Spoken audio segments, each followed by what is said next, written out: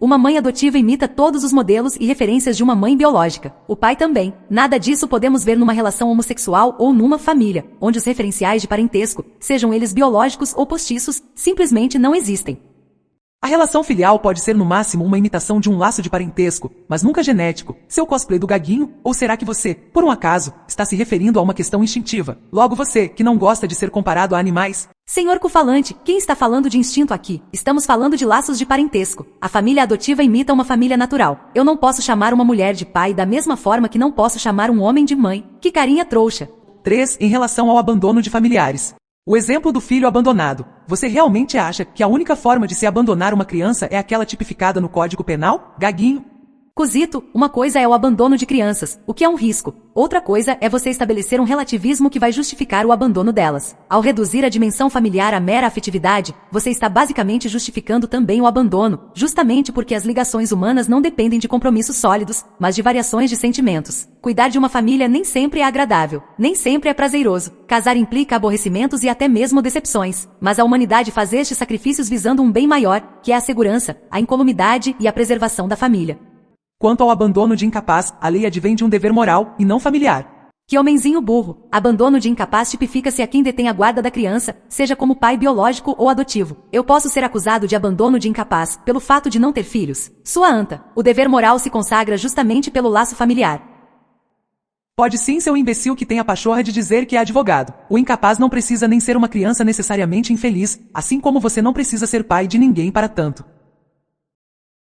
Em que faculdade você se formou? Quanto ao abandono de incapaz, a lei advém de um dever moral, e não familiar. Não é necessário uma relação familiar para que se incorra nesse crime, imbecil. O Código Penal se aplica a quem tiver guarda ou poder. Ou melhor, mesmo um menor que não seja meu filho, o pai ou a mãe repassam essa guarda aos cuidados de alguém. Ou seja, há uma relação inerente à guarda e aos cuidados da criança que envolve a família.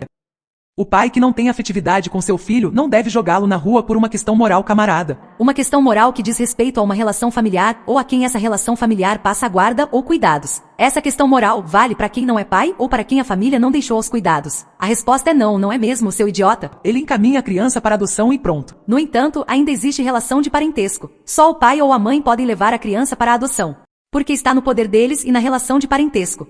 Não é necessário que o pai largue uma criança adolescente na rua para que a lei entenda como abandono. Já ouviu falar em abandono afetivo? A falta de afetividade pode determinar a perda do poder familiar dos pais, ou seja, a lei reconhece como necessária a relação afetiva entre pais e filhos sim. Vamos lá. A tal falta de afetividade não determina o elemento central da família, que é a consanguinidade e relações de parentesco. Segundo ponto, o romantismo e o liberalismo dominaram de tal forma o direito que se inventou uma excrescência subjetivista, baseada no ativismo judicial, colocando, na prática, a incolumidade das famílias em risco. Repito, afetividade não determina relações de parentesco. Vamos mais além. Pais que sofrem processo de pensão alimentícia podem até mesmo odiar a criança, mas são obrigados a sustentá-las. Não podem entregá-las para adoção.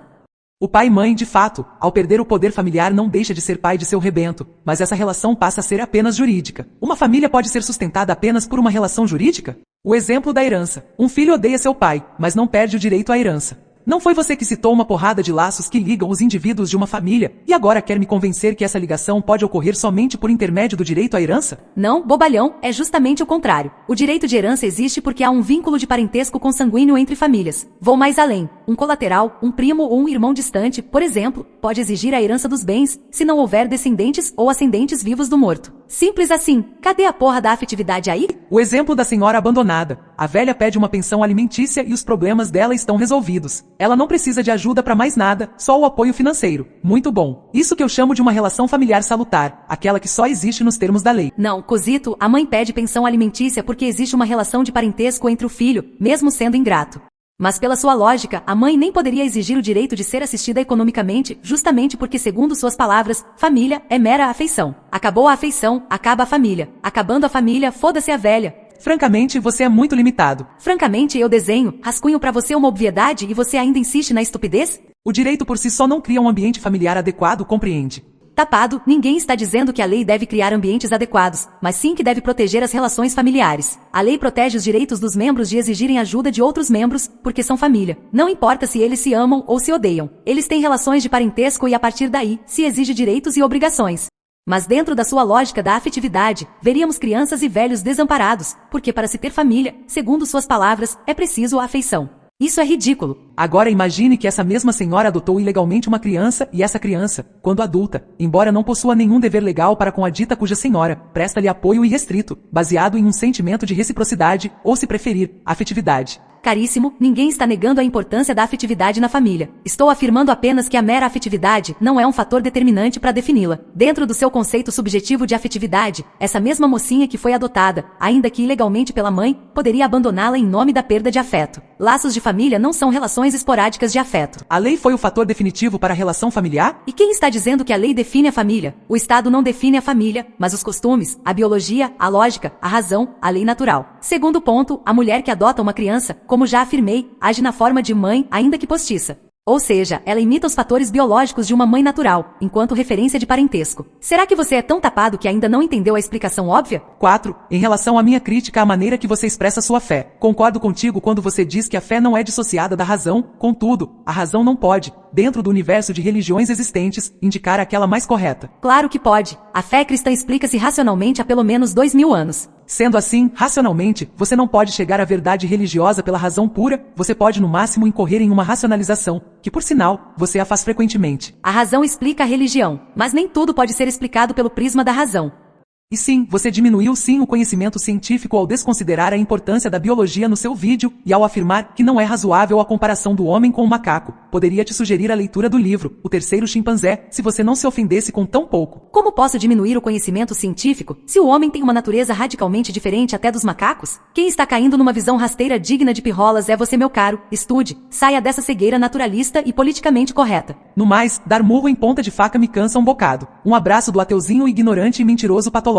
Estou aguardando mais uma resposta cheia de ad hominem e com poucos argumentos. OBS. Não vou mais te responder, tá? Assim você não se sente obrigado a falar merda. Abraço. Todos os exemplos que citei juridicamente falam de casos familiares, uma pessoa que está sob a guarda de outra, seja um velho, uma criança ou qualquer outro laço de parentesco envolve, de alguma forma, um tipo de relação familiar ou quando é transferido esse poder de cuidar. Do resto, você não conseguiu provar nada, só falou bobagem.